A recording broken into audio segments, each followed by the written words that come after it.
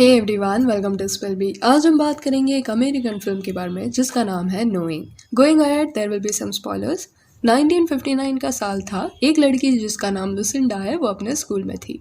दूसरे बच्चे खेल रहे थे पर वो सबसे अलग अकेली आसमान की ओर देख रही थी। कुछ आवाजें थी जो विस्पर कर रही थी और सिर्फ उसे सुनाई दे रही थी। उसकी टीचर मिस टेलर फिर सबको वापस क्लास में जाने के लिए कहती है। देन क्लास में मिस टेलर स्टूडेंट्स को बताती है कि कल स्कूल का ऑफिशियल ओपनिंग डे है एंड ये ओपनिंग डे को एक कंपटीशन के साथ सेलिब्रेट किया जाएगा जिसमें स्टूडेंट्स कई सारे ड्राइंग करेंगे वो चीजों के बारे में जो उन्हें लगता है कि फ्यूचर में होगा। ये सुन के सारे स्टूडेंट्स कुछ ना कुछ ड्रॉ करना शुरू कर देते हैं एक्सेप्ट लुसिंडा। लुसिंडा अपने पेपर में ऐसे कुछ नंबर्स भरना शुरू कर देती है जो उसे वो अदृश्य आवाजें बता रही थी। पर एंडिंग के नंबर्स लिखने से पहले ही टाइम खत्म हो जाता है एंड मिस टेलर सबका पेपर ले लेती है। इन सबका ड्राइंग एक टाइम कैप्सूल में डाला जाता है जो 50 साल बाद निकाला जाएगा। फिर अगला दिन ओपनिंग डे होता है एंड वो टाइम कैप्सूल को दफना दिया जाता है। उस स्कूल के फ्यूचर स्टूडेंट्स ये कैप्सूल को 50 साल बाद निकालेंगे।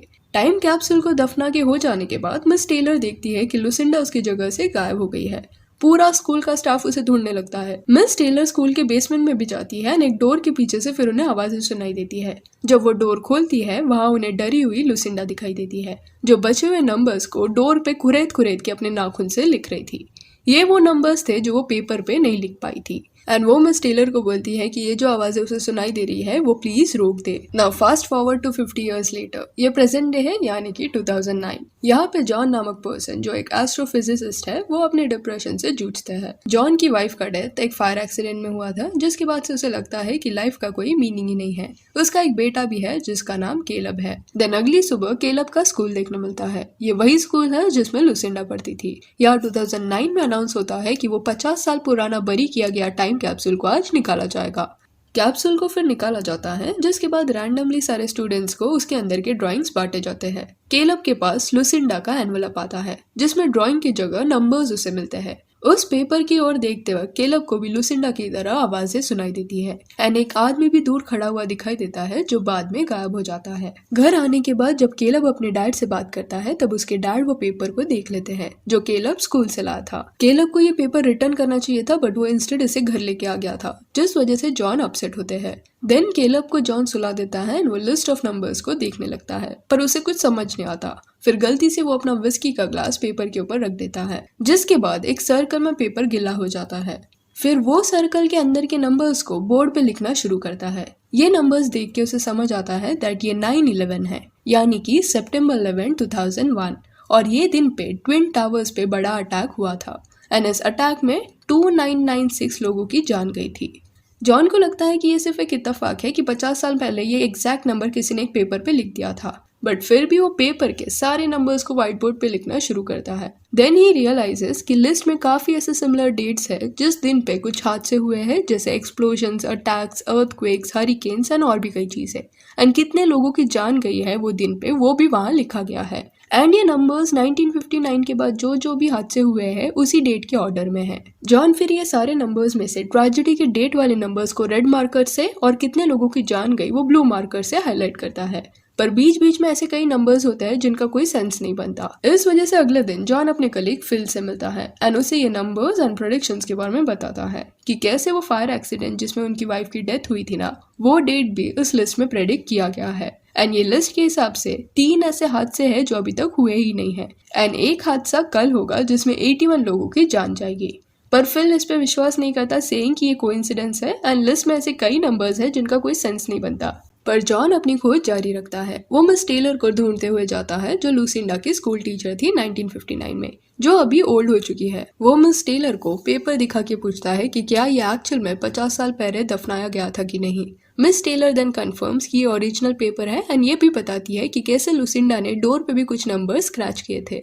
जॉन फिर पूछता है कि वो लुसिंडा को कैसे मिल सकते हैं पर फिर उन्हें पता चलता है कि लुसिंडा कई साल पहले ओवरडोज के चलते मर गई थी। देन घर पे आने के बाद वो और भी खोजबीन करने लगता है। तभी वो एक कार को देखता है जिसके पास केलब चला जाता है एंड उस कार में जो स्ट्रेंजर्स है वो लोग केलब को एक ब्लैक स्टोन देते हैं एंड वहां से चले जाते हैं।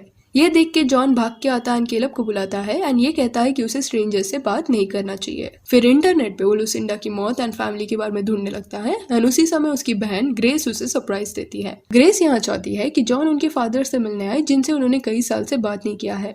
पर जॉन उसके पेरेंट्स से नहीं मिलना चाहते क्योंकि वो काफी रिलीजियस है एंड जॉन ये सब में विश्वास नहीं करते। फिर अगले दिन जॉन केलब को पिक करने जाता है पर ट्रैफिक काफी होता है। उसी समय जॉन का ध्यान जीपीएस में जाता है जो उन्हें उनका पोजीशन लैटिट्यूड एंड लॉन्जिट्यूड में बता रहा होता है। ये देख के वो अपना पेपर निकालता है एंड ही रियलाइजेस कि जो नंबर्स उन्हें समझ नहीं आ रहे थे वो एक्चुअल में लोकेशंस थे लैटिट्यूड एंड लॉन्जिट्यूड में।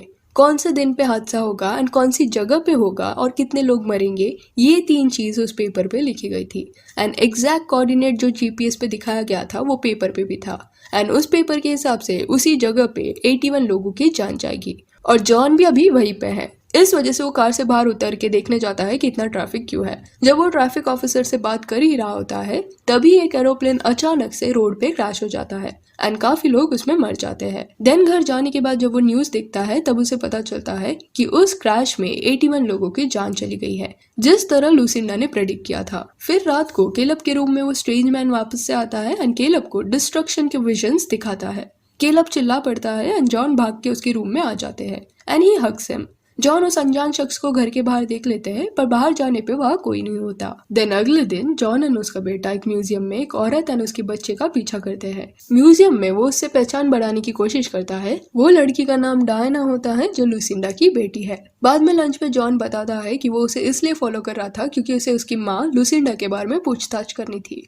लुसिंडा का नाम सुनते ही डायना चिढ़ जाती है पर जॉन बताता है कि कैसे लुसिंडा के सारे प्रेडिक्शन सच हो रहे हैं एंड 2 हाथ से अभी भी बचे हैं एंड आखिरी वाला प्रेडिक्शन 3 दिन बाद होगा दैट इज अक्टूबर 19 एंड उसमें 33 लोगों की जान जाएगी। पर डायना फिर भी उसकी मदद नहीं करती और उसकी बेटी एबी को लेके वहां से चली जाती है। घर आने के बाद न्यूज में जॉन ये देखता है कि टेररिस्ट अटैक हो सकता है ये बताया जा रहा है एंड पेपर में दिए second last date and location की मदद से जॉन पता लगाने की कोशिश करते हैं कि हादसा कौन सी जगह पे होगा। उसे लोकेशन मिल जाती है जो एक सबवे स्टेशन का होता है। वो पुलिस को कॉल करके वार्निंग दे देता है कि ऐसा कोई हादसा हो सकता है। देन खुद भी सबवे स्टेशन चला जाता है सब देखने के लिए। वहाँ पे वो एक सस्पिशियस आदमी के पीछे भागने लगता है जो अपने बैग में कुछ छुपा रहा होता है। फिर सबवे में पुलिस भी आ जाती है एंड देन पता चलता है कि वो सिर्फ एक नॉर्मल चोर था।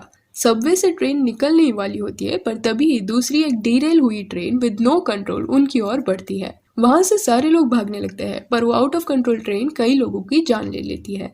फिर नेक्स्ट सीन में कुछ सर्वाइवर सबवे से निकलते हुए दिखाई देते हैं जिसमें जॉन भी है। घर वापस आने के बाद जॉन को डायना और उसकी बेटी एबी दिखाई देते हैं। डायना जॉन को बताती है कि last date that is October 19 वही डेट है जिस दिन डायना खुद मरेगी क्योंकि ये चीज लुसिंडा ने प्रेडिक्ट करके उसे बताया था एंड इसी वजह से डायना को लुसिंडा के प्रेडिक्शंस के बारे में बात नहीं करना था। फिर डायना जॉन को उसकी माँ के पुराने घर में लेके जाती है। वहां जाके उन्हें रियलाइज होता है कि लुसिंडा जिसका पूरा नाम लुसिंडा एमरी था वो ई उल्टा लिखती है जिसका मतलब ये है कि पेपर के लास्ट में जो अक्टूबर 1933 लिखा गया है वो 33 नहीं है बट 2 उल्टे ई है।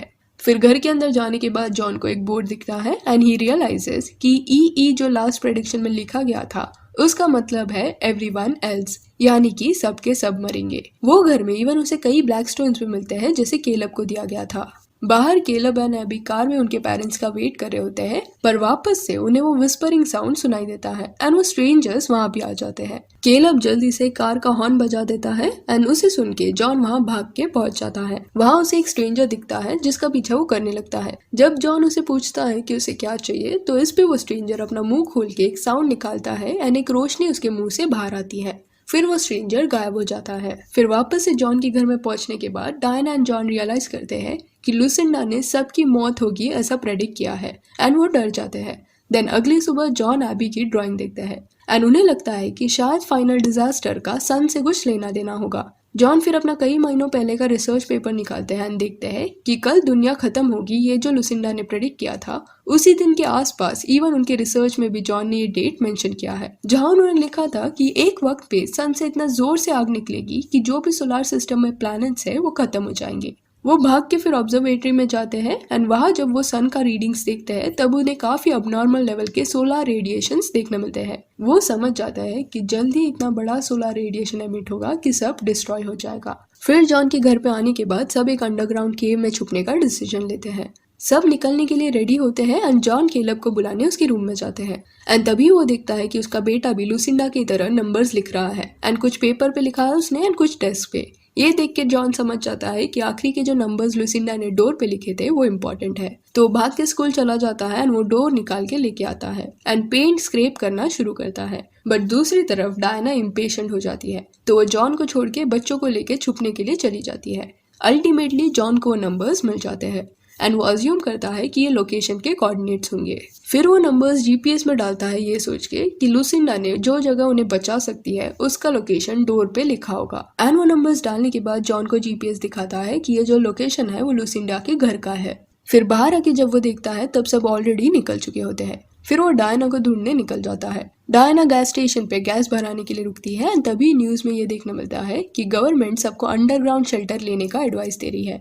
अलर्ट जारी ऑलरेडी हो चुका है। फिर डायना जॉन को कॉल करके खुद का लोकेशन बताती है। जॉन डायना को इन्फॉर्म करते हैं कि उसकी माँ का जो ओल्ड हाउस है वो सेफ लोकेशन हो सकता है क्योंकि जीपीएस ने वही लोकेशन दिखाया है। पर डायना वहां जाने के लिए मना कर देती है। तभी स्ट्रेंजर्स वापस वहां आते हैं एंड कार के साथ बच्चों को चुरा के लेके जाते हैं। डायना किसी और पर्सन का कार चुरा के खुद के कार का पीछा करती है पर उसका एक्सीडेंट हो जाता है एंड नेक इंजरी की वजह से शी डाइज, वो भी जॉन के सामने। एग्जैक्टली मिडनाइट 12 को डायना की मौत होती है, जैसे उसकी माँ लुसिंडा ने प्रेडिक्ट किया था, क्योंकि 12 हिट करते ही 19 अक्टूबर शुरू होता है। देन जॉन लुसिंडा के पुराने घर जाते हैं जहाँ उसे डायना की कार दिखाई देती है एंड वो उसका पीछा करते हैं। वहाँ कई सारे ब्लैक स्टोन्स उसे मिलते हैं एंड इवन एक स्ट्रेंजर भी उसे दिखता है। जॉन उस पर हमला करने ही वाले होते हैं कि तभी वहाँ केलब आता है एंड उसे रोक लेता है। देन वो अपने डैड को बताता है कि ये लोग उन्हें प्रोटेक्ट करने आए हैं एंड उसे उनके साथ जाना पड़ेगा। फिर स्टोरी में आगे ये रिवील होता है कि ये जो स्ट्रेंजर्स है वो वही लोग हैं जो विस्पर करके डेट्स बता रहे थे एंड उन्होंने ये सब इसलिए किया सो दैट फ्यूचर में होने वाले हादसे ह्यूमैनिटी को खत्म ना कर दे। देन आसमान में एक आर्क देखने मिलता है एंड जाने का वक्त होता है, बट सिर्फ बच्चे ही आर्क में जा सकते हैं। जिसके बाद केलब रो रो के अपने डैड को हक करता है एंड गुड बाय बोल देता है।